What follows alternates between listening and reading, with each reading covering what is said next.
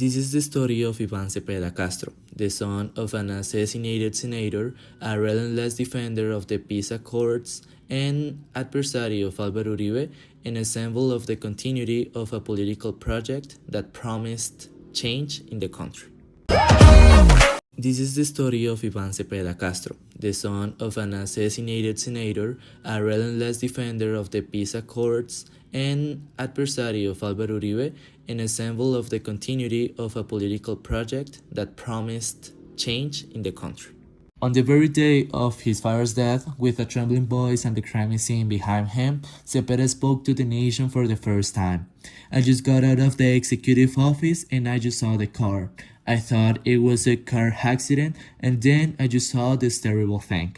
So I asked the country, I asked President Ernesto Samper, and those involved in the justice system in Colombia to do something against this offensive against leftist leaders and not let this crime go unpunished, like the crimes of so many just and courageous men who have fought in this country." Cepeda studied at the Camilo Torres School in Bogota.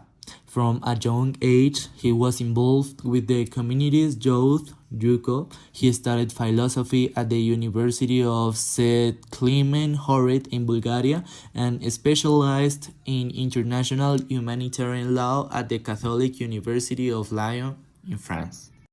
For 25 years, he has dedicated himself to the defense of human rights and the pursuit of peace in Colombia. During his time in Congress, he has been recognized year after year as one of the best congressmen according to opinion leaders in the survey conducted by the renowned Colombian firm Cifras and Conceptos. In 2012, Semana magazine selected him as one of the 5 best congressmen of the 2010 to 2014 legislature. His work on human rights, peace, victims, and political oversight debates was highlighted. He has been one of the leading figures in the search for peace in Colombia. Since 2012, he has facilitated the peace talks between the Colombian government and the Revolutionary Armed Forces of Colombia, People's Army FARC-EP guerrilla group.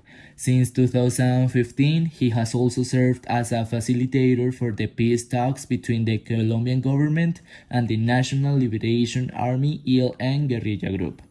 During that same period, he acted as a mediator for the surrender of the Gulf clan to justice. He has co-chaired the peace commissions of both the House of Representatives and the Senate. And from that position, he has promoted the participation of social organizations in the peace processes. He has played a significant role in the regulatory implementation of the peace agreement signed between the Colombian government and the FARC-EP. Ivan Cepeda has been involved in several legal proceedings throughout his political career. In 2012, former President Álvaro Uribe denounced him for alleged witness tampering, accusing him of presenting false testimony against him. However, in 2018, the Criminal Chamber of the Supreme Court of Justice dismissed the investigation against Cepeda and instead opened an investigation against Uribe for witness tampering. In August 2025, Uribe Vélez was sentenced to 12 years of house arrest for manipulated witnesses to testify against Cepeda, an episode that catapulted the senator from the pact among the left-wing ranks and made him a presidential pre-candidate. 2 months later, the Superior Court of Bogota overturned the arguments of the initial sentence, stated that it was not proven that Uribe instigated the crimes, and he acquitted the former president. This setback did not diminish Cepeda's credibility within the left, as he led the appeal against the ruling, which has not yet been resolved by the courts. Important fact: in 2021, along with other organizations, he denounced President Iván Duque before the International Criminal Court for crimes against humanity during the process. Ivan Cepeda Castro, at 63 years old, is currently a presidential candidate in the 2026 elections in Colombia, representing the historical pact and establishing himself as one of the most influential figures on the Colombian left. His current life is marked by the electoral campaign, the defense of human rights, and the continuation of Gustavo Petro's political project. Currently, Cepeda has established himself as a leading figure on the Colombian left.